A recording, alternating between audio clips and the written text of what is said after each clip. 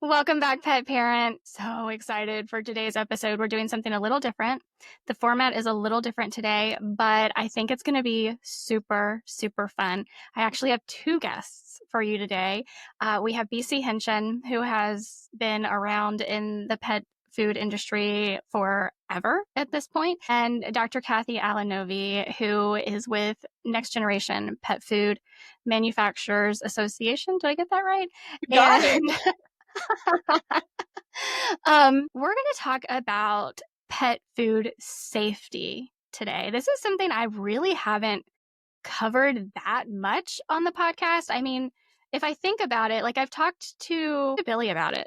That's pretty much the only person I talked to about it and on the podcast. And I'm just really interested to get like your back and forth on this because I mean, as a consumer, I have my own opinions. I want to hear what you two, as professionals on kind of opposing sides of the spectrum, have to say about this. So I'm going to welcome BC and Dr. Cathy. It's like, really? Because I thought BC and I were on the same side. So, all right, BC, where are you coming from? Well, Risky we me. are on similar roads. I have really, Jessica just touched on it. I have found myself being a consumer more because I was removed from the retail pet food world for a little bit. So I started having a lot of concerns. Okay. So interesting. So, what have you found? Catch Well, me up.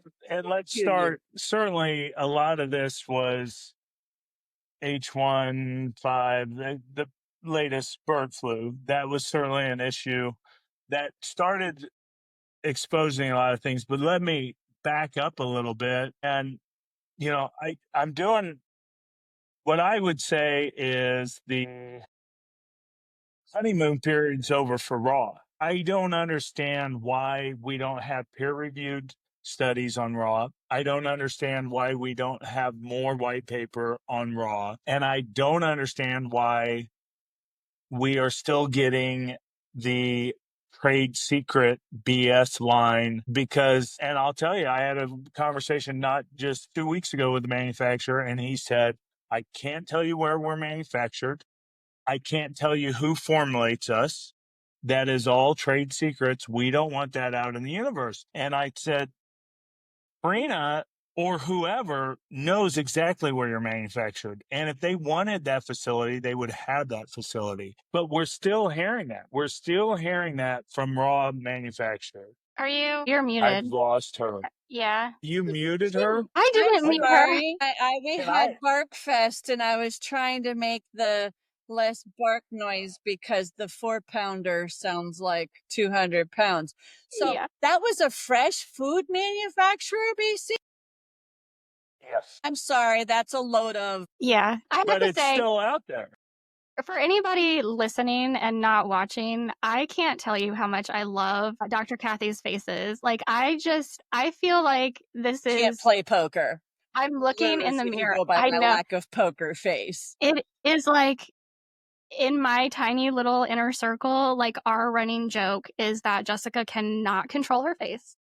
I walk around, like I will walk around Super Zoo, and my best friend, I'll walk around with her, and she'll turn around to me and be like, I can feel your face behind me. You need to chill.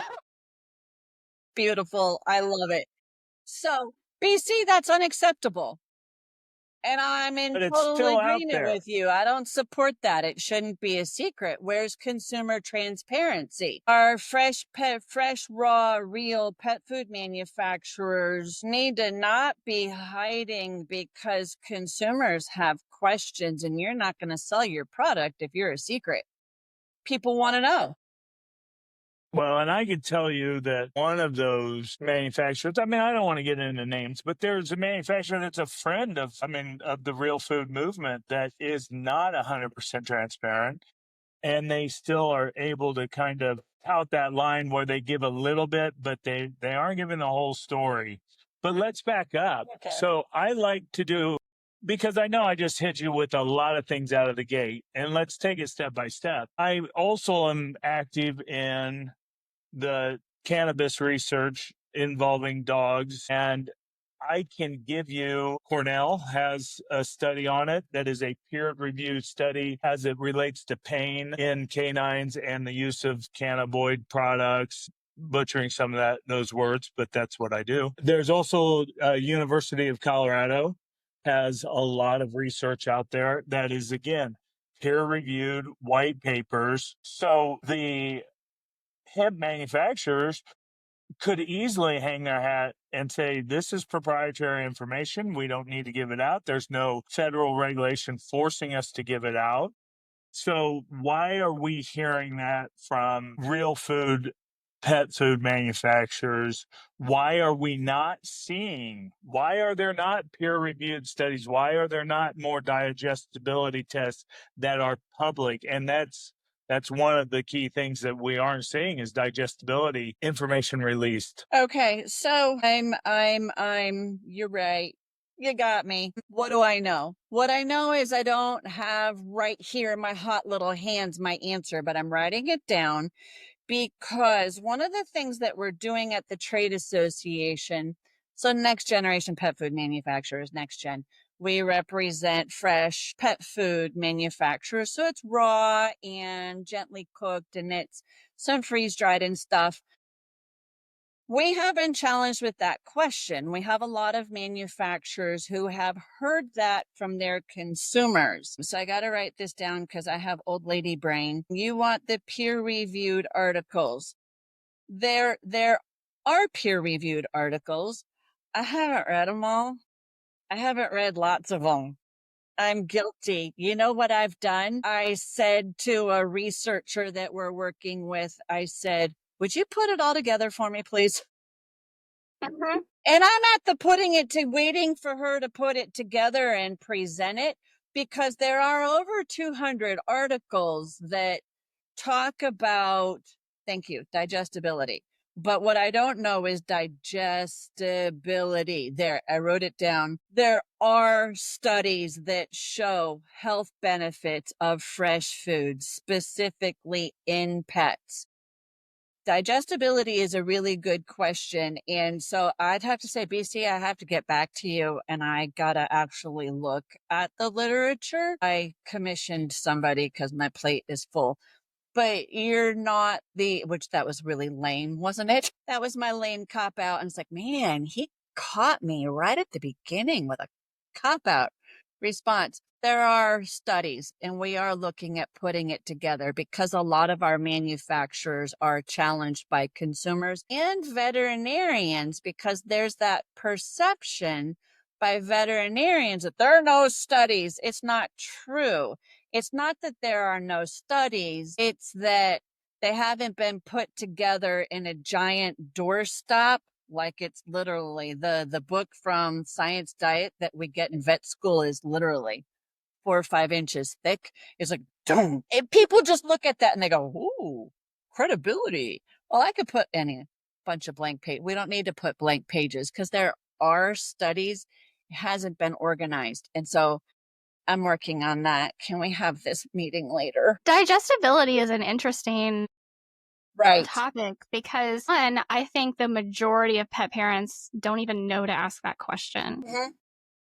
And I think pet food manufacturers kind of take advantage of the fact that pet parents don't even know to ask that question. People like me who are out here, and I know Dr. Cathy, you do this too, like working one-on-one with pet parents, like we see this. We can see when we're working with a dog specifically, usually dogs, This and we can, animal. and we're, yes. yeah, we're looking and we're going, oh, we have a digestibility issue here going on. But that, and of course that's anecdotal, right? Like, but that's where science starts. Like with all this It's anecdotal one-on-one. evidence. Yeah. What'll be interesting to see, because how do we define digestibility? Because if you take a giant bowl of acid and drop in a bunch of oatmeal, boom, that thing digests right off. Mm-hmm. But is that how it really should work in the live animal? There are all these hydrolyzed foods. They're pre-digested. So the animal doesn't have to digest. Shouldn't their intestines really be doing its natural function of digesting? So Great question, BC. It's on my list of things to do now. Also, just want to throw in before we move on, I do know, I did hear of just a person who is very scientifically motivated and did her own test in a controlled environment where she like mimicked what the pH of a dog's stomach should be and did kibble, raw food, cooked food, and an insect protein. And the insect protein was horrific. So I just want to throw that out there. Really? I just want to throw that out there. That's fascinating. Yeah, no, that's good.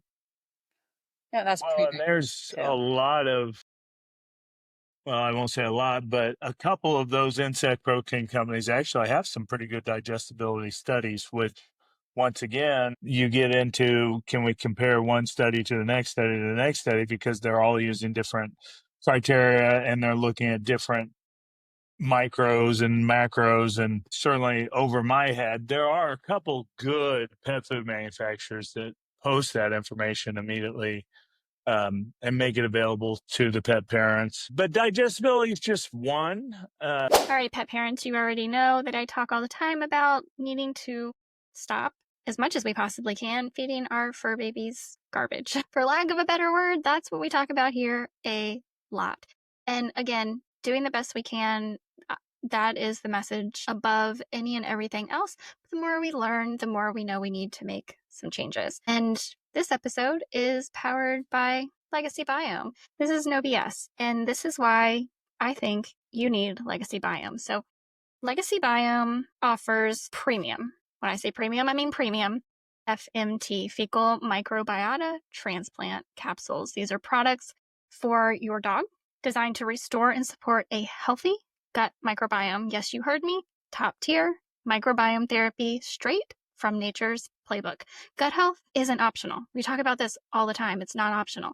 It drives digestion, immune strength, allergy resistance, mood, and even chronic disease risk.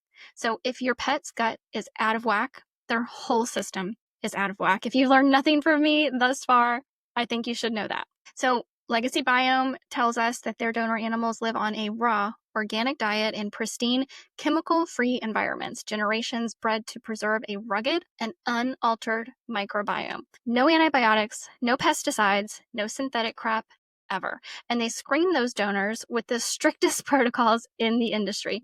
Kim's over here next to me, if you can hear her. So if you have a pet that is wrestling with chronic diarrhea, itchy skin, hair loss, allergies, rebounding from antibiotics, that's a thing too. Legacy Biome is your weapon. Heck, you can just use it proactively to build a bulletproof gut and immune health. So don't worry, vets handle this. FMT is administered rectally often through veterinarians' offices, but we don't always have access to that. So what's the next best thing? FMT capsules that are enteric coated that you can get delivered straight to your home from the most pristine donor dogs ever, from Dr. Margot Roman, as a matter of fact. So top integrative vets across North America swear by Legacy Biome. That's not hype. That's physician grade endorsements. If you're ready to stop the gut wreck and start the comeback with your dog, head to legacybiome.com. That is legacybiome.com, LEGACYBIOME.com, and get some for your pet. And by the way, let me know how it goes. You know me. You can always reach out to me on Instagram. I'm here to talk to you all the time. I want to know. Let me know about it. To try Legacy Biome for your dog, visit legacybiome.com and use code TPPR10. That's TPPR10 for 10% off. You know, if we go back to food safety, and you can help me with this, there's a couple things that, again, have become really evident to me. Number one, and this goes back to AFCO world, but if I pay and actually do a feeding trial with dogs, and I am a raw pet food manufacturer, and Jessica comes along and basically makes the same food, she doesn't have to do a feeding trial, but can say Yep. that she meets the Yep. guidelines. So Family of a lot food, of us because know that. you did the research. Yes. Except, can we say that her formula and my formula are close enough? Shouldn't that be changed in AFCO, even though who Okay. knows if AFCO is going to exist in a month or a year? Who So knows if FDA is let's going to talk exist about in a year? people food, though. Let's talk people food. You and I can go buy 4 different kinds of cereal off the shelf. There's zero safety with those. I wouldn't say zero safety. Safety studies. So you're talking Right, about yeah. complete and balanced and whatever. But all right, let's back up. Define safety, because in my mind, I was expecting you to bring up bird flu and salmonella. And it's interesting you're bringing up digestibility and balance. So let's Bird define flu safety. and those, it's still on the paper. We haven't Okay, made good. it all the way through the paper. All right. Getting there. We're getting This is there. broad. Okay. I don't know how AFCO came up with all of that. I have my personal, you're recording this. I shouldn't say this. All right, let's say this. You guys have human children. You have the 2-legged kind, right? I got one of them too. I haven't killed it yet, and it's 21 years old. Never once in one day of my daughter's life did I ever 100% complete and balance her diet. Ever. Okay, sorry, I had to throw that in. She ain't dead. So that is not me saying, screw it, throw it all out. Balance is irrelevant. It's not important. That's me saying, let's have practical reality. Practical reality is there are vitamins, minerals, macronutrients, protein, fat, carbohydrates that everybody's body needs. Now, speaking of everybody's body, there's 3 of us here. I guarantee you the 3 of us eat differently. I have eaten with both of you. I know what you eat. And we eat differently, and what my body needs is different than what each of your body needs. So there is no such thing as one size fits all. If there were, we would all buy Wheaties and only Wheaties, and we would all have all of our nutritional needs met. There's not. I need different food than each of you does, and my dogs are the same.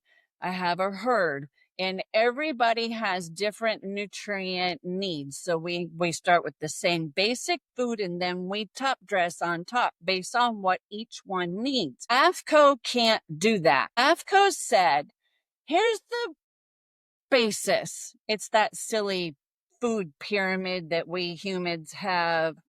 That's basically what AFCO is, like it or not. That's what AFCO has done, is tried to say, here's the basics, and we could argue about whether or not things changed in a weird way. I get that.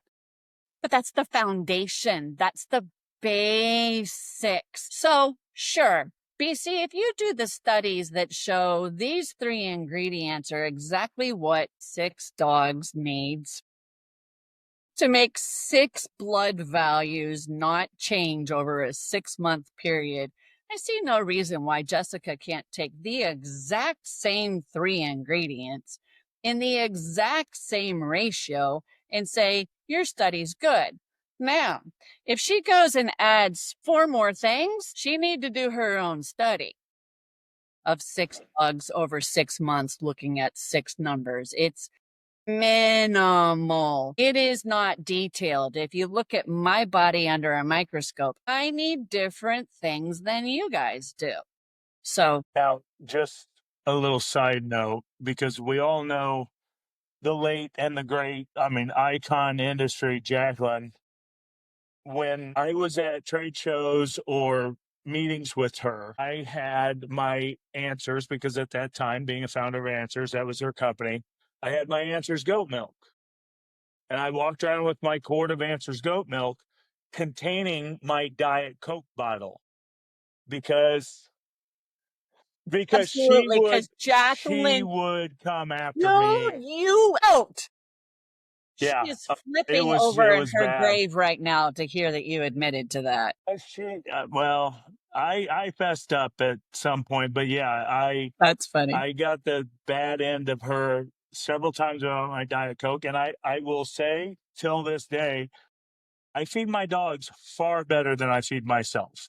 I mean, there's absolutely no doubt about that. But along that line, when we do talk, so I think that is being used more broadly. I think companies are jumping onto saying, hey, we basically did a feeding trial because we're basically the same. And once again, there's really no enforcement over that. We all know AFCO doesn't enforce anything. Like in the state of Because Indiana, that's not their role. We need to make right, sure that our listeners understand AFCO sets guidelines. They are not the regulators. The regulators are those who go to AFCO. It's each state. You're right. You're right, BC. It's a beautiful question. at the All root of that, I what see is money. In order to have that, it's how much more cost it's going to cost to the pet food manufacturers who want to register in each state if the state is going to evaluate their food to that level.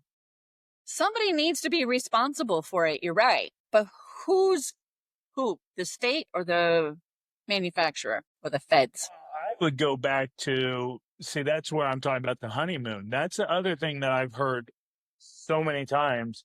Hey, we don't have money for that. We're small manufacturers. We're groundbreaking. We are doing things with pet food that have never been done. But again, that was accurate 10 years ago. I mean, when did my first commercially available raw, I started selling 18 years ago, almost 20 years ago. And then the second was Bravo, I think, again, 20 years ago. Those are the people that I absolutely agree with, and Answers for that matter, that, hey, we're breaking ground. We don't have a lot of money here. People don't know what we're doing. But here we are with, a growing, the real food movement has grown leaps and bounds in the So you're last 5 still years. hearing that?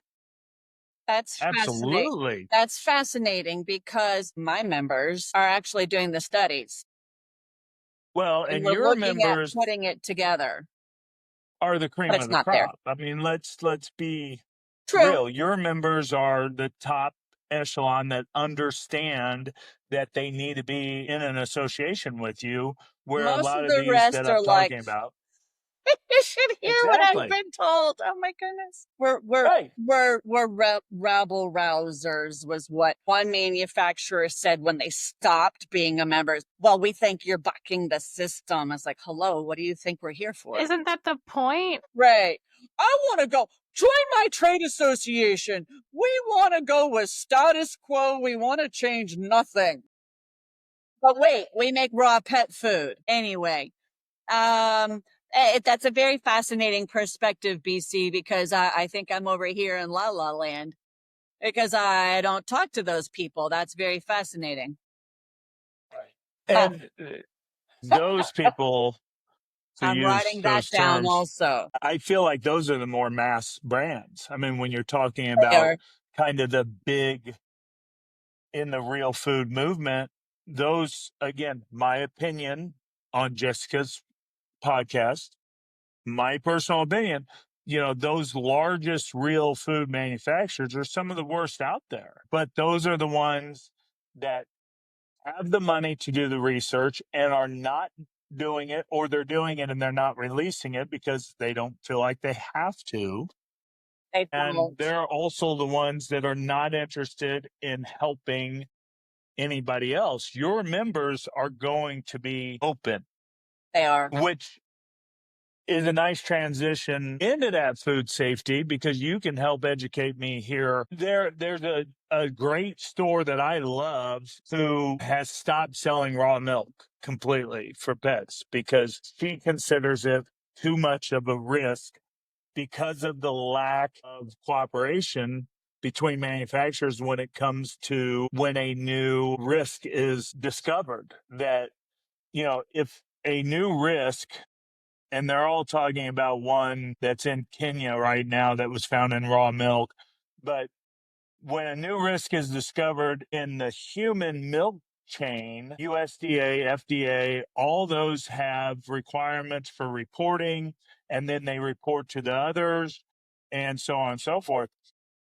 I don't know that the same thing would happen. So if we find a new pathogen in goat's milk, does that person have an obligation to report that to USDA or FDA under our current guidelines? Okay, so do you specifically want to talk bird flu, or you want to talk your mystery Indian pathogen? Let's start with bird flu. Let's start with bird flu. Yeah, I'm Okay. more concerned about what's out there that we don't know about. Well, the problem is because we don't know about it, we don't know about it until people get sick. Until people get sick or animals get sick. It's the same way we unfortunately found the melamine thing forever ago. So the FDA and the State Department of Agriculture have actually been very proactive on the raw milk bird flu thing. So far, that's been documented. So the bird flu virus has, at least in the laboratory, been able to be seen to be present in raw cow milk. So because of that, the states that have raw milk, dairies that are registered to make raw cow milk, they are now testing for bird flu. There has been zero evidence so far that the same thing happens in goats. However, my understanding is that the goat farmers are being proactive and they are testing anyway because they want to tell the consumer, we don't have it in goats, knock on wood, So has anybody been sickened by raw milk with bird flu? No. Has somebody been implicated? Yeah. Can you prove it? No. Bird flu, what a horrible because what do you do with it? It's off and on for the last 20 years at least. The United States has been worried about what if bird flu mutates and starts making people sick? Because we have historical records, right? Spanish flu back in whenever the heck it was bird flu. And the reason we call it bird flu or swine flu is it's a flu virus and it's naturally occurring in birds or pigs. And it likes to do like my, it's a mixing bowl is what it's called. I make chocolate chip cookies. I throw in some ingredients. We change it around and my cookies change a little bit while the bird flu changes a little bit. And so in the mixing bowl, the virus changes. And what the government is worried is that it's going to change in this mixing bowl and become really bad for humans.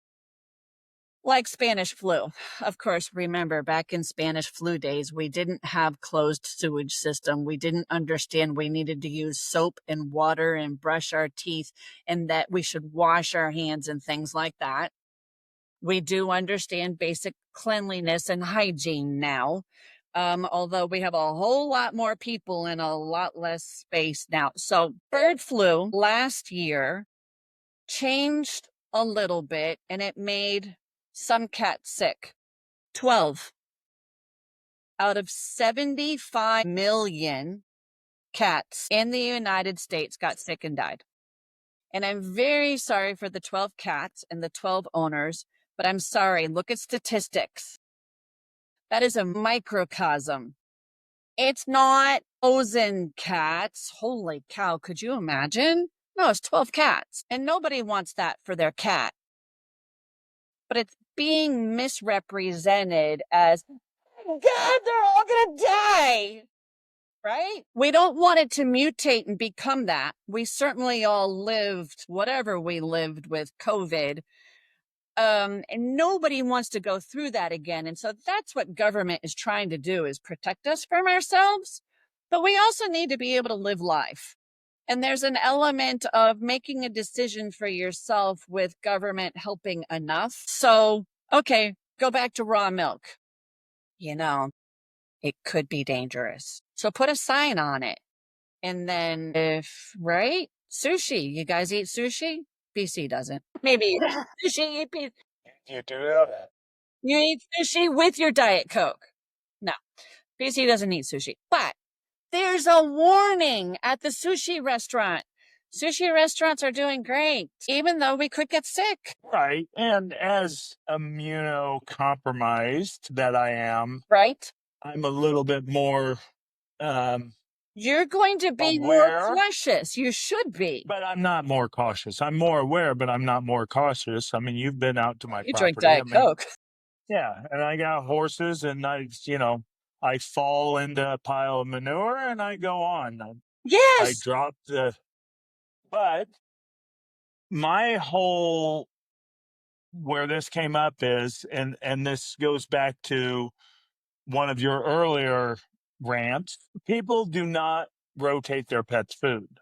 And we've learned that. We've learned that they'll even make the transition onto a fresh food, and then that's all they're going to feed, by golly, because their dog is doing well with it. And that's the end of that. So people are lazy. I am. I don't rotate my food. So I think the manufacturers do have a responsibility to make sure that food is safe because, again, statistically, it's shown that consumers do not treat raw pet food the same way as they treat their raw chicken. Define that. They assume Prove that it's to different. me, because I disagree based on our assessment of salmonella. That this many humans, it's a zero. Those who can't see it, it's a zero. 0 humans are reported in the CDC database of having been sickened by raw pet food. 0. Where we've had humans die from kibble. Right. Children. No, I'm not arguing that point at all. Okay. But it's shown that, again, so let's say something comes through, and it's Rift Valley is the pathogen that they found that.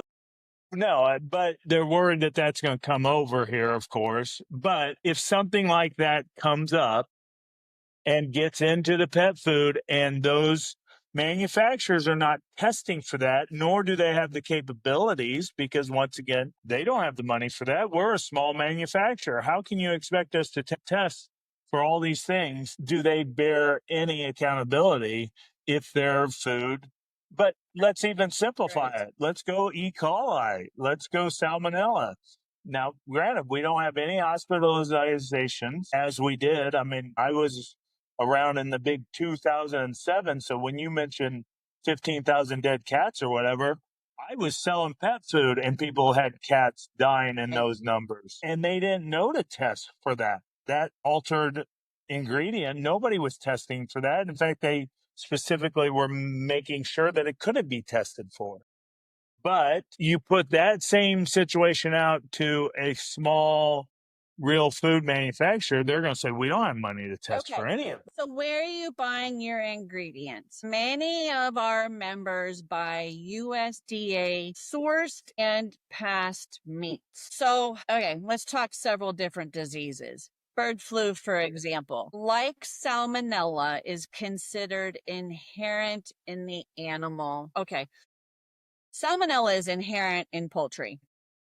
That's court cases. It's by definition, the USDA allows a certain level of salmonella in the poultry. That exact same poultry goes to our manufacturer's food. It's the exact same food. It should be handled the same. We humans are not meant to eat it because it takes far too long to go from our mouth to our butthole and we get sick. Dogs and cats mouth the butthole really fast. Boom, they push it through. If there's a little bit of salmonella, if they have a good intestinal system, they don't get sick. And it is based on good intestinal system. So you have helpers. Cats. Have helpers. So that's salmonella. We don't know enough about bird flu yet to say that, but our manufacturers, our members of NextGen, are using USDA sourced and passed poultry meat. It has bird flu in it. So it's the responsibility of the USDA to be testing for it, and they are. but it has bird flu in it. And so now it's being sent out. And so what happens when the FDA is now regulating something that was passed by the USDA? You've got two agencies with two different standards, and yet pet food is for pets and the FDA is regulating as if it's for humans. So this is how swine flu, African swine fever, and your Rift Valley fever, and there are a bunch of other potential foot and mouth disease, hoof and mouth being different diseases. They're all being monitored. If you're importing meat, they're supposed to be inspected before coming in. So the inspection agencies are supposed to be checking for these agents before it's allowed in the US. The manufacturer shouldn't actually have to check for these things until all of a sudden there's a worldwide outbreak. So bird flu has kind of changed, and the FDA changed manufacturers' responsibilities in January when they put out their policy guidance saying, we just need you to write about it. Basically, that's what they said was, you need to think about bird flu. It needs to be in your food safety plan. That's all the FDA said. Then there are the field agents who then took it to the next level and said, oh my God, we found one live virus. Recall, recall, recall. Even though that same meat, the companies that had the recall bought USDA passed meat. The USDA had already inspected and said, it's okay. So maybe I'm misremembering this. Wasn't the testing being used for bird flu in anywhere? It's me. It's my dog. Wasn't it? It was the PCR testing, right? That it wasn't differentiating between live and dead. PCR doesn't differentiate live and dead. PCR says DNA is present. And it doesn't matter if the DNA is alive or dead according to PCR. It just says yes. Mm-hmm.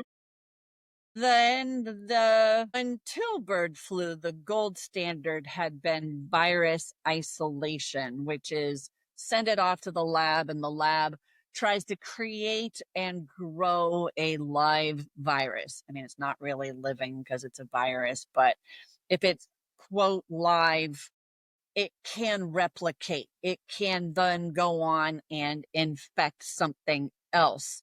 And we were saying, prove it, prove it, prove it, until the FDA comes out and says, you know what? Once it's in this food thing, the virus isolation test is not very accurate. True, don't know. So then we got whole genome sequencing, which is still a piece of DNA, just very detailed. And allegedly, what was found in the food was allegedly found in the infected animals. And yet when the manufacturer asked for the data, the manufacturer was never given both pieces of information. So the couple of manufacturers who did recall did it out of an abundance of caution, just because they love animals and they didn't want any cats sick. And so unfortunately, and these companies all bought, I am not lying, the USDA passed and sourced meat. So, and I'm sorry for the 12 cats, but it's 12 out of 75 million. That's very low statistics. Very low statistics. No one wants to be a statistic. I get it. I'm going to get bashed. Yeah, like when most consumers think of food safety, they are thinking of Salmonella, E. coli, Listeria, right? And there is a zero tolerance policy for that in raw pet food, right? Right. By the FDA. Okay, right. Keep going, right? And then I might more carefully box in what you just said. Go ahead.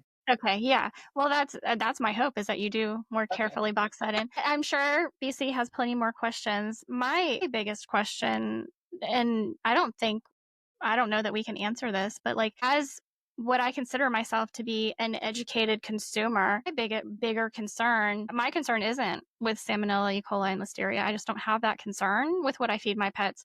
What my concern is, why have the recalls in kibble over the past handful of years decreased so significantly? Because they're not being tested?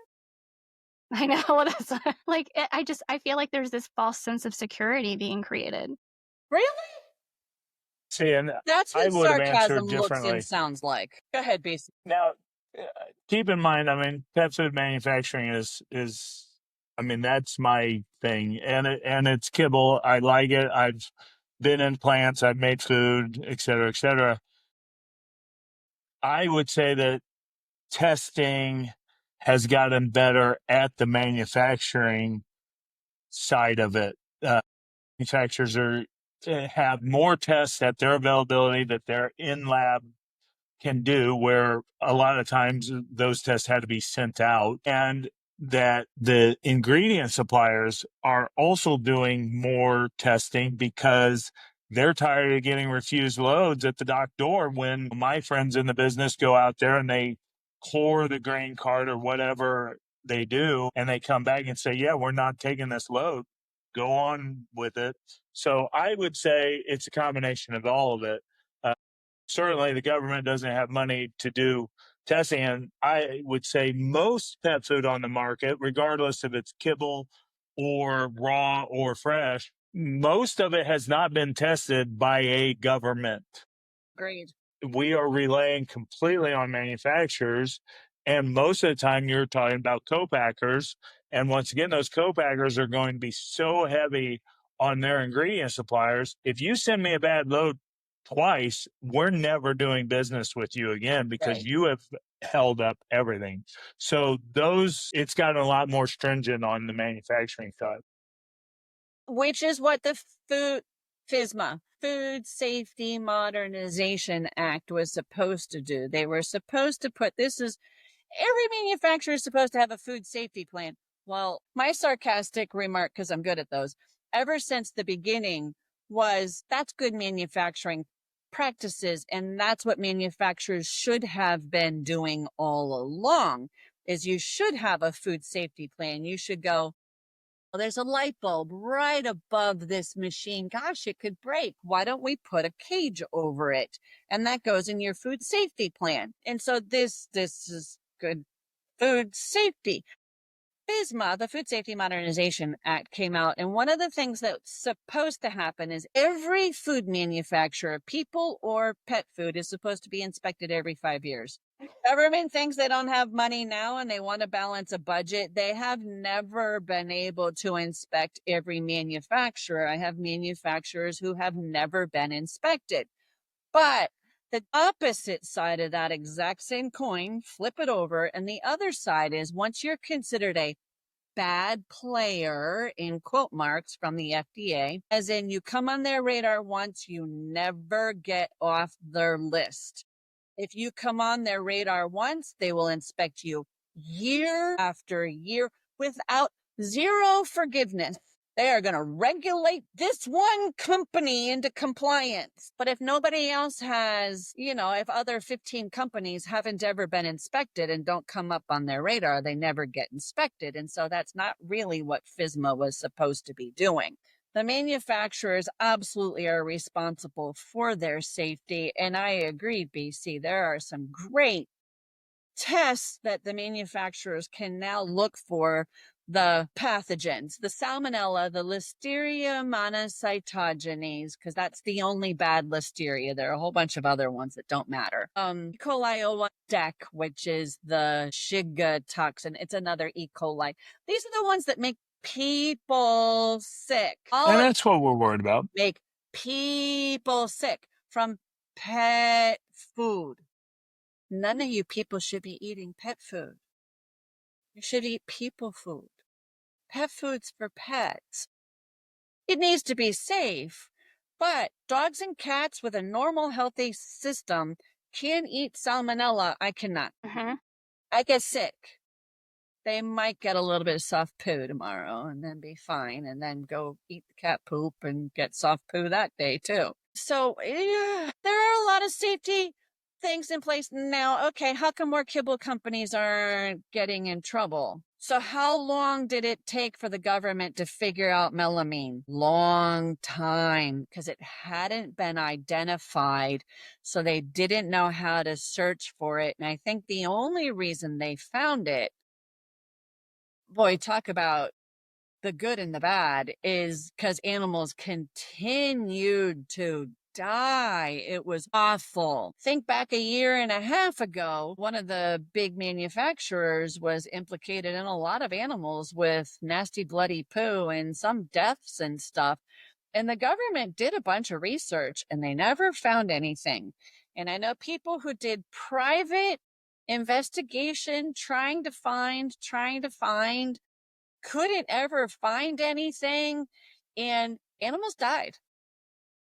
And there was never an announcement. There was never a public health for pets warning. And humans weren't sick. It's awful. A lot of If we go back then. to melanine, and correct me if I have this wrong, but that was discovered by a manufacturer. That wasn't even government that Was it? discovered. Well, that's what I have always heard. Now, Okay. again, it was one of the big five at the time, but yeah, it was discovered there first, and then of course No. confirmed. Okay. Yeah. I was fresh out of vet school and still recommending food I would never recommend anymore. Right. I think we didn't all- know we any all better. were. I know We better all were. now. I know better. I've had more education than what they force fed us in vet school. So that's good info, BC. I don't know. Well, and listeria, the problem with listeria, again, if I'm correct, is it's all about the lab. I mean, the manufacturing plant. Listeria, you really need to be checking in your facility, not necessarily in the food, because it can contaminant. really be rampant, and you'll never find it in the food because it can hide in little pockets It's a contaminant. where you catch. Yeah, so Things that all bacteria are that way. I mean, so is the flu. It's all that way. Yeah. And for the most part, Listeria monocytogenes is considered to be a contaminant.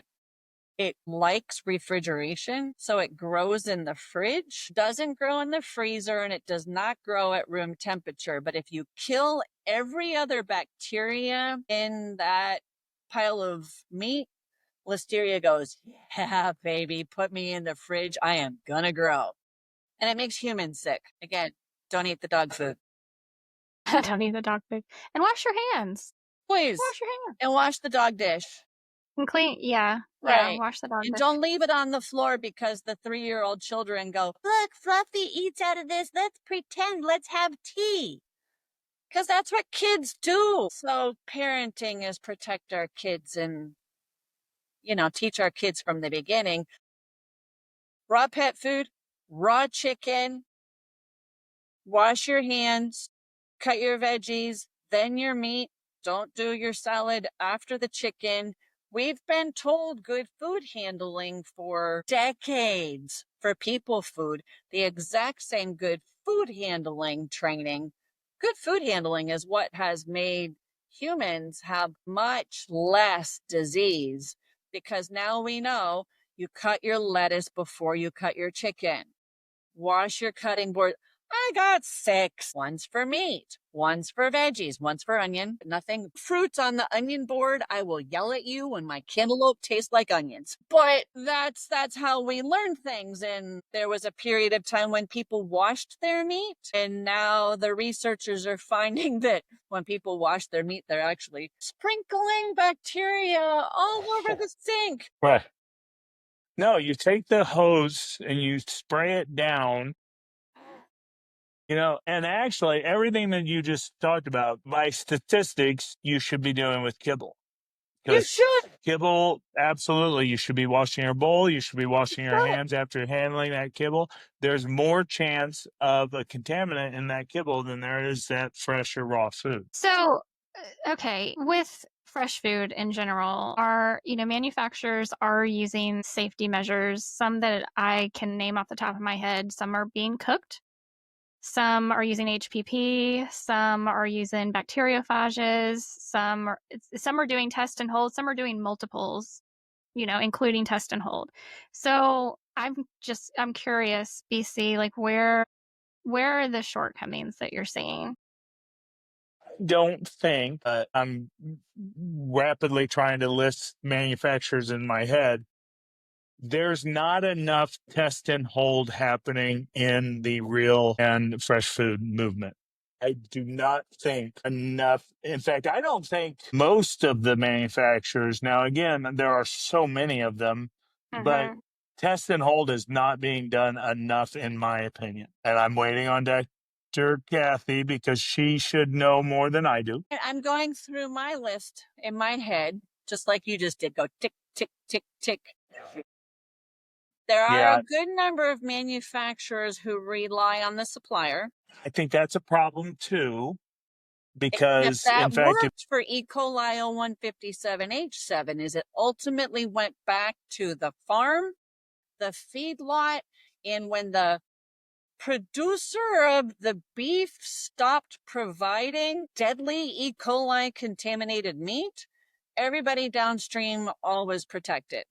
If we look at, now again, I hate to mention a kibble, but Natura Pet Products was a great company. It was one of the kibbles that I did recommend at the time. Now, this was 20 years ago, darn near 15, 18 years ago. And when they got bought out by Procter & Gamble, which Procter & Gamble killed that brand and it's not even being made anymore. But anyway, when they bought it, they stopped test and hold. And they stopped test and hold because they brought in their proprietary kill step. Procter & Gamble had a proprietary kill step. And I toured that plant because I made a big thing in Indiana. I threw all my Natura out on the curb, donated it to the food shelters, and I said, I'm not going to sell this food, even though it's my number one food. And it got picked up by media. A great vice president, he's no longer with the company, with Procter & Gamble, called me up and said, I will fly you to that plant and show you what's different and show you anything you want to see. And I went to that plant and I asked about test and hold, and he said, we don't do that because of our proprietary kill step. And I said, that's wonderful, but there's a huge problem there. About 3 months later, they had the first massive recall. At the end, problem with that was it was being contaminated by workers after the kill step. That's the problem with relying on your manufacturers or your ingredient suppliers. Agreed. Is because it's going to get contaminated in the manufacturing process, which is why test and hold, in my opinion, should be industry standard. You are Nobody cares about my opinion. You're 100% right. And even on HPP product, very often on HPP, it goes back to after it's been processed, it goes back to the manufacturer, and they often repackage it. Boom, there's your contamination. People food and pet food. There's a lot of people food that's HPP that people don't realize about. Anyway, agree 100% BC. And you're right, not everybody does test and hold. Yeah, and excuses. The excuses are, well, it costs a lot of storage. I know. How much does a recall cost you? I hear you loud and clear on that one. Yeah, I'm writing that down. Got my note maker. She's taking a lot of notes from you today. I know. This is beautiful. And I'm good. And I'm kind of backing off because, we've hit that hour mark or so. And I wanted to make sure Jessica gets all her questions. What are you talking about? Y'all can does talk anybody as long listen as you to want. 3-hour podcasts? Sorry, but I listen, but I almost exclusively, anytime I have time that I'm going to consume media, I'm listening to probably a Joe Rogan podcast, and those are generally 3 hours. So yes, people will. There's no way. People will. If it's an interesting conversation, I am very interested in this conversation. So, well, then I would say the last we've touched on it a little bit, but the biggest problem that we have in the real and fresh and cooked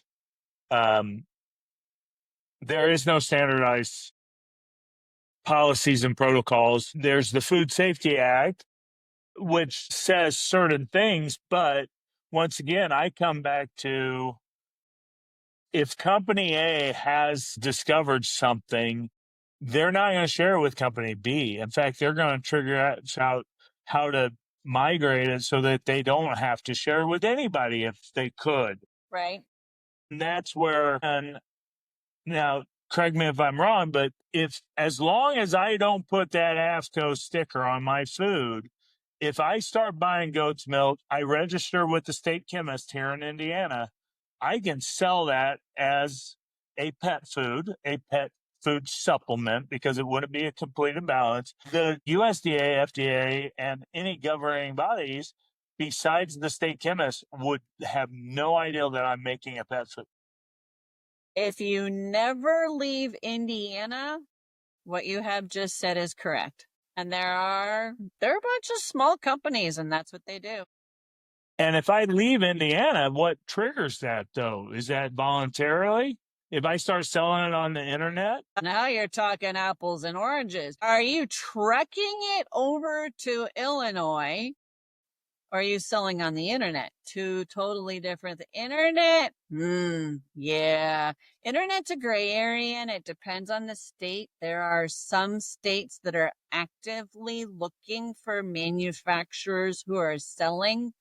And some of the state regulators are actually ordering that online pet food to prove that it's being sold across state lines, to then tell the manufacturer, you need to register in this state. So that's that. Yeah, there are savvy. So they have money to have people sleuthing the internet. But okay. You know what? It's a couple of states who have a pet peeve. Yeah. And it depends on who's in charge of the office. So, for example, bird flu, Oregon and Washington have a pickle up there, you know what, about bird flu, where most of the other states are like, okay, is it on your food safety plan? Okay. Like California was like, okay, but it came from California. But anyway, Washington and Oregon had a pickle up their hiney about it. So certain states have a pickle up their rear end about online sales. In the way that the laws have now been written in the last 2 years of the AFCO, the model bill, because it's an example, it isn't national law, that website is part of a label. So if you sell your food online, what it says on your website is part of your label. And there are a couple of states that will read everything. Some states will come looking for you. Many don't have the manpower to do it. And so it's who's in charge of the office and who has pet peeve. So, yeah. A lot of times it's snitches like myself. It is snitches. Yeah. I got stop sold long time ago by the state of Indiana for selling a hemp-based pet food. Grandma Lucy's. It was great pet food. They stopped selling trouble for that.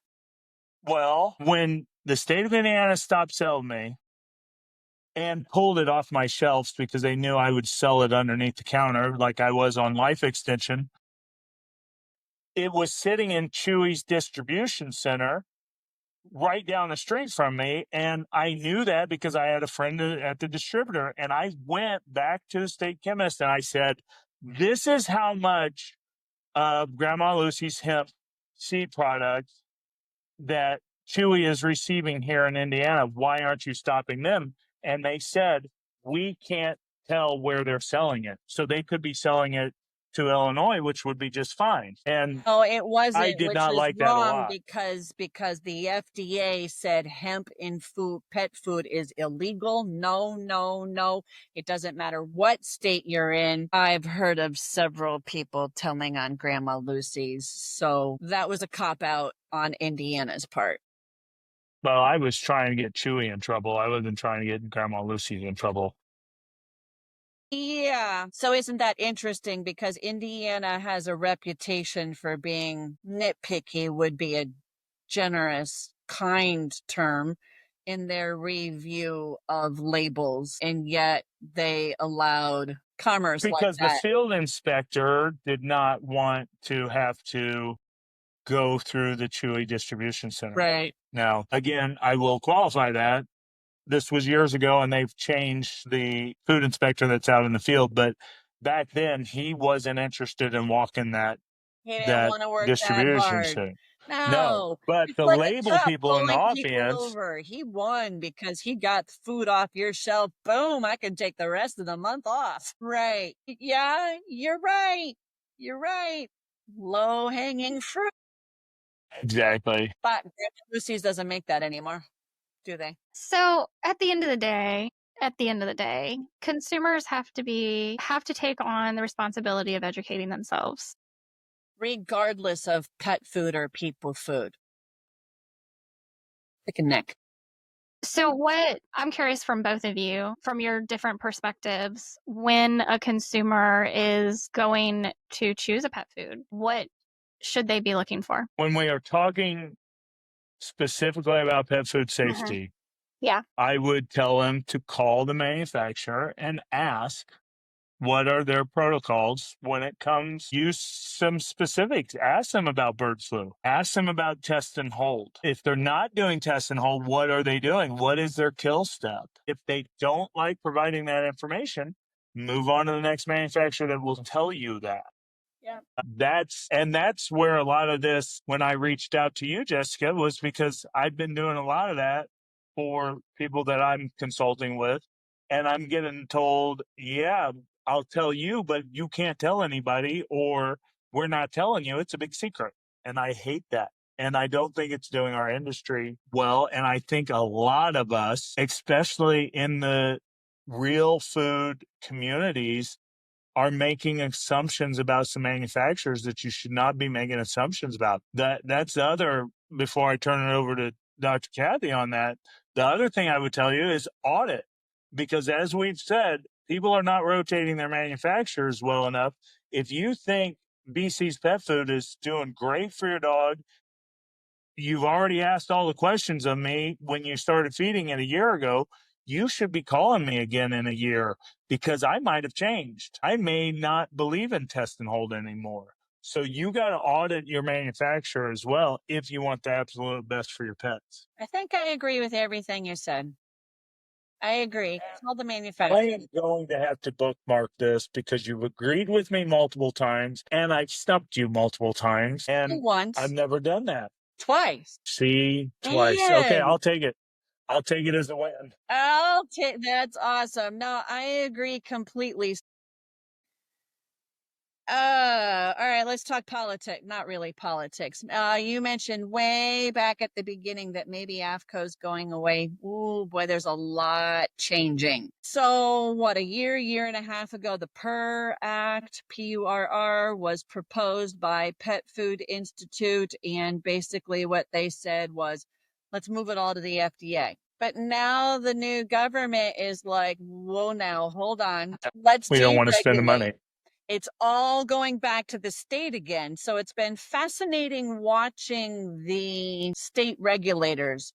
A year ago, I think it was AFCO in August. Were you at that one, Jessica?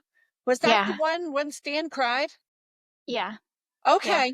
Stan Cook from Kansas, he's now retired, because if the PURR Act was passed, all the state regulators in the room, all 500 of, 200 of them, because the rest is industry, could potentially have been out of a job, and it was all going to the FDA. And so for about 2 months, we heard, well, I don't know. We don't know how things are going to go, because the FDA published the whole chapter 6 out of the AFCO official publication. Is like, oh, it's been public. They're not going to make any money anymore. Now all of a sudden, AFCO's back and busy, and they're doing stuff, and they're not the least bit worried about their jobs again because the whole deregulation. And it's fascinating to watch the behavior of the state regulators, because a year ago they were shaking in their shoes, afraid that they weren't having a job. And now I think they have job security. Mm-hmm. So we got a lot of changes, and it's going to be an interesting future to see how things change. I think all of us can probably agree. Well, yeah, easy. We all agree we want pet food to be safe. We Yeah. probably have different definitions of what safety looks like and or how much need for regulatory intervention there is. But I agree with you, BC. The manufacturers should be transparent. They should say, this is what we do. Here's how we keep your pet safe. And you know what? If you have an immune suppressed animal, don't feed straight up raw. Or if you do, understand you have an immune suppressed animal and you're feeding straight up raw, accept the responsibility. If I go get sushi and I go order, is it the puffer fish that kills? Yeah. Yeah. If I order puffer fish, I walked in the door and I read the sign at the front door. It's my own choice. I'm not going to sue the restaurant if I get sick. If I die, then, my family's not going to sue because I walked in and I agreed based on the sign. Every pet food, kibble, cooked, canned, should all have a safety warning on it. Maybe all food should have a safety warning on it. Xylitol. I have a client years ago, was making sweets for church and decided, oh, they get too much sugar. I'm going to use xylitol. The wiener dog ate it. He died. She was so upset. She called the xylitol company and said, why isn't there a warning? And what was their caveat? They're out. Dogs aren't our intended consumer. Okay. And so then the little man died. How do you compare that with the antifreeze companies? The antifreeze companies are now, some of them are putting on their packaging, dogs and cats may die if they drink this. Don't leave it laying around on the ground. So you've got a I think it's on there. Yeah, you've got a company who's willing to accept it. And or some states have legislated that the antifreeze has to say that because enough pet parents said, enough. It's got to say it. Got to protect the animals. When we were doing pet food labeling modernization preparation, it took 10 years in AFCO to come up with new pet food labels like we were supposed to do 17 years ago. One of the discussions was safety statements and symbols to put on pet food. And this was before all of us got kicked off. And the people on the call were like, well, we think raw pet food needs to have safety warnings. And I'm like, whoa now. All food needs safety warning. And I got out my statistics and I said, kibble has made more people sick. And I had one member from the FDA who agreed with me. Then there was that lawsuit and then I got kicked off and I'm back now. But so then it made it through and the result was nobody's required to put those safety statements on their food. They are available if people or manufacturers wish to use it. Most raw pet food manufacturers actually say, this is raw. It may contain harmful bacteria. Don't eat it. It's for your dog. It's for your cat. Most of them do. They don't all. They should have the sushi warning like the sushi restaurants. They should. Remember that labeling, one of the symbols discussed was the biohazard. We're going to put the biohazard symbol on raw pet food. I mean, but yeah, luckily that did not pass. Luckily, it didn't pass. They were just common sense things like keep refrigerated, throw out, if in doubt, that sort of thing. But yeah. Yes, because you got to continue participating after the rest of us got kicked off for a while because you No, I got banned too. You did get banned also. Yeah, I was a consumer advocate on the board and got banned and never came back. And I fought it. I begged and pleaded with them, and they were not interested in me coming back at the time. It's funny because that came from the executive director at that time, who I did not like.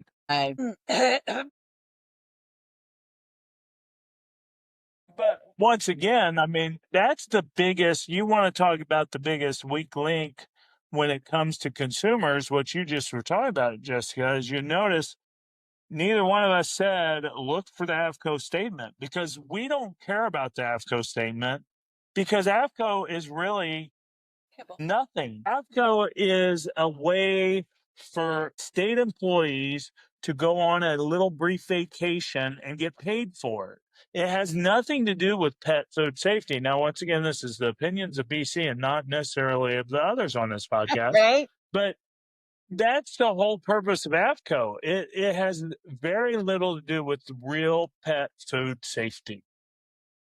AAFCO originated with livestock feed 120 years ago. Food didn't exist when AAFCO was created. AAFCO was created so that the states could figure out how they were going to regulate livestock feed as it went across state borders. And then, I don't know, 70s, all of a sudden they went, oh, pet food exists. And then around 2000, they went, raw pet food exists and raw milk for pets. Yeah, agreed. AAFCO complete and balanced, whatever. It means your kibble has enough nutrients to maintain life.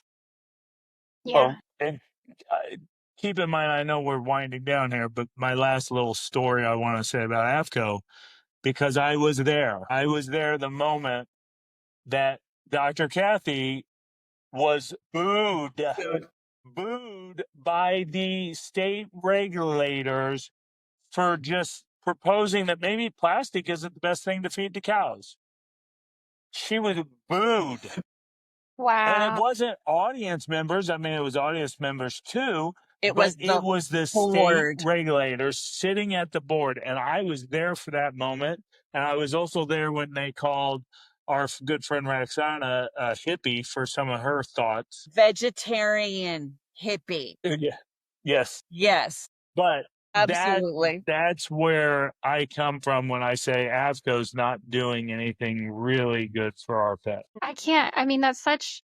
Part of me wants to get angry and say that it's intentional, but I don't. I mean, in these cases, I don't think it is. I think it's short-sightedness. Ignorance.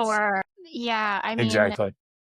the fact that we're finding a credit card size worth of plastic in the human brain at this point when we die is astounding. And to think that we can feed it to the animals that we are then eating from, and it's not going to affect us in the long term, like that, I can only, it sounds very short-sighted on their part. They're keeping it out of the landfill.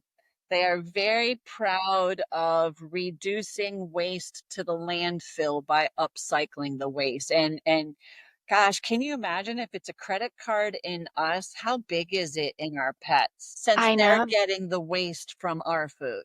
I can't imagine. I really can't. Right. It's so sad. Yeah. It's so sad to me. Yeah, there's what would be my big safety thing. It's the recycled waste, which is why I represent fresh pet food manufacturers. And that's why it's been 8-9 years, when I relinquished my veterinary license and started the trade association. It's because it's critical to me that if people want it, they can find fresh food for their pets. And nobody represents these manufacturers at AAFCO until I came along and formed the trade association. And I'm now on the committees. And even though we all got kicked off, the individual chairs, I talked to each one every meeting until we got formally welcomed back in. I was always welcomed to represent fresh food. And I asked each one permission. Can I still sit at the table? And they're like, sure, Cathy, come on. And I'm like, thank you. I can still represent food, even though that executive director was close-minded. The executive director, I think, is pretty good, pretty fair, pretty good. Well, and that's what, I know when we come into a discussion on pet food safety, that I think is what most people are thinking of: Salmonella, Listeria, E. coli, the, pathogenic bacteria. But I do think of pet food safety as quality of food and not feed, right? Like that is something that I think is more important to our animals than Salmonella, E. coli, and Listeria. Defined food and feed to mean the same thing. And that's very frustrating. And I would agree that that might be safety. And how about, weren't you there, Jessica, for the copper discussions? No, I was last year was the only one I went to, and they were like finishing they the said, copper yeah, discussions. they said, Right. no, we're not gonna, they just said, nope, we're not gonna set a limit. Yeah. End of discussion. And that was all they said. You know, because of implications of copper storage disease in dogs could potentially be exacerbated by high copper in the pet food. And there are lots of biological factors that go into that. Some dogs are going to have problems and some aren't. And right. So you're right. We could go on. It is good. You scheduled 3 hours. Kidding. But that's a safety issue also. It is. And making a maximum limit for copper in a middle of the road for copper. So it's voluntary. If a company wants to say have restricted copper, they can, or limited, or whatever the word is. It just wasn't written into the model bill. But a manufacturer can do that so that if they're trying to help, you know, and who would do that? A manufacturer who had a dog with copper storage disease or with liver disease or failure, and it was linked to copper, and that's who would do it. And there are a few manufacturers who do have limited copper foods. You have to call them. They don't put it on their label because the regulators are all, no, it doesn't say that you can say that, but it doesn't say that you can't say it. And who wants to submit your label to Indiana 75 times? And 5 other states. It's not just Indiana, but there are under 10 that are pickier than others. Kentucky. Go ahead. She's not as much anymore. Oh, well, that's good. Kentucky used to be one of the worst. She used to be. I don't know what changed. Overall, she spent some time as the director or the maybe so. chair. Overall, she's mellowed. I see her smile. Well, I think we came into this, at least BC thought that there was going to be like some opposition here, but it sounds like you two pretty much are on the same page. And I appreciate that. Just We're different close. perspectives. We're close. Close enough. And I have some great new notes. Like Calvin. Yes. And BC, you made some beautiful points. And they absolutely are things that the manufacturers need to address. Transparency is key. Melamine would not have happened if transparency were there. Yep. And if all real and fresh pet food manufacturers were a member of your association, we wouldn't even be having this conversation. I have to work one job and it would so. If you guys are listening and you're not a member, contact me. Yeah. Reach out. Or ask these guys, they'll tell you how to find me. I'm telling you, the last year, I'm probably gonna do it again this year. Last year, when I was walking around Super Zoo, every pet food manufacturer I talked to, I was like, "You're." First of all, I said, "Why are you not at AFCO meetings?" And then I said, "Are you part of NextGen?" I did with like everybody I talked to. And they all said, "I never heard of it." Right? You probably found 3 that were members. I found a couple that were members. Right. Yeah, and everybody was just like, those meetings are so boring. I'm like, I realize, but this is literally what you do. They are pure torture. You guys have been there. It's in Omaha in October. I mean, in August, yeah. Yeah, but there's some good manufacturing facilities in Omaha. Well, then I expect you to show up, Beast. Might have to do some tours. I'd have to. Do some tours. Do some tours. Yes, so I'm not at all paid for any of this, but I do go around talking to manufacturers about, even when I interview them, I'm like, on the podcast, we get off the podcast and I'm like, are you with NextGen? Thank you. Perfect. Have people start thinking about it. And we might be the rabble rousers, because I was told that. All I did was laugh. I'm like, you're right. We are. That's how we change the system. And the idea that we're looking for with change with NextGen is making it better. better. It's Better? right there on our front page. We're talking transparency. We're not trying to have secrets. I'm shocked, BC, that there are fresh pet food manufacturers who are keeping that stuff a secret. I'm very disappointed. And that would be There are a to lot. remember. Me too. Yeah. I am too. Yeah. Well, I think I certainly enjoyed this conversation. Is helping me to formulate better questions for pet food manufacturers that I have on the show as well. So I appreciate the two of you for coming and talking and having this discussion and having it in front of a large audience. Absolutely. You two are awesome. I appreciate you both. I, of course, will have both of your profiles linked in the show notes. Check out, and just because we're here, Dr. Cathy does do consultations still, right? Yeah, I have two hats. One is the trade association, and the other is healthy possibilities with a paw. And I don't care what you call me for. If you want help and guidance, it always starts with fresh food, which is why I run the trade association, because that fresh food needs to be available.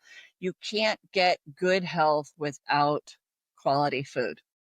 Always, You can't. it's right there. You're absolutely right. And BC's wife, Kat, has the Ninja Groomer, which obviously, if you're in Indiana, that's something you can check out. But if you are not in Indiana, you can also check out her socials because that is so fun. Awesome post. Follow the Ninja Groomer. Awesome post. Yes. All right, you guys, thank you so much for being here. I think this was pleasure. an excellent, excellent chat, and I hope that it helps people make better decisions about pet food as well. So with that, I'm going to go ahead and end for this week. You guys have a great rest of your day. Give your pets some extra love from myself, Cathy, and BC this week. Talk to you next week. Thank you. All right, pet parents, you already know that I talk all the time about needing to stop as much as we possibly can feeding our fur babies garbage. For lack of a better word, that's what we talk about here a lot. And again, doing the best we can, that is the message above any and everything else. The more we learn, the more we know we need to make some changes. And this episode is powered by Legacy Biome. This is no BS. And this is why I think you need Legacy Biome. So Legacy Biome offers premium. When I say premium, I mean premium FMT, fecal microbiota transplant capsules. These are products for your dog designed to restore and support a healthy gut microbiome. Yes, you heard me. Top tier microbiome therapy straight from nature's playbook. Gut health isn't optional. We talk about this all the time. It's not optional. It drives digestion, immune strength, allergy resistance, mood, and even chronic disease risk. So if your pet's gut is out of whack, their whole system is out of whack. If you've learned nothing from me thus far, I think you should know that. So Legacy Biome tells us that their donor animals live on a raw, organic diet in pristine, chemical-free environments, generations bred to preserve a rugged and unaltered microbiome. No antibiotics, no pesticides, no synthetic crap, ever. And they screen those donors with the strictest protocols in the industry. Kim's over here next to me, if you can hear her. So if you have a pet that is wrestling with chronic diarrhea, itchy skin, hair loss, allergies, rebounding from antibiotics, that's a thing too. Legacy Biome is your weapon. Heck, you can just use it proactively to build a bulletproof gut and immune health. So don't worry, vets handle this. FMT is administered rectally often through veterinarians' offices, but we don't always have access to that. So what's the next best thing? FMT capsules that are enteric coated that you can get delivered straight to your home from the most pristine donor dogs ever, from Dr. Margot Roman, as a matter of fact. So top integrative vets across North America swear by Legacy Biome. That's not hype. That's physician grade endorsements. If you're ready to stop the gut wreck and start the comeback with your dog, head to legacybiome.com. That is legacybiome.com, LEGACYBIOME.com, and get some for your pet. And by the way, let me know how it goes. You know me. You can always reach out to me on Instagram. I'm here to talk to you all the time. I want to know. Let me know about it. To try Legacy Biome for your dog, visit legacybiome.com and use code TPPR10, that's TPPR10, for 10% off.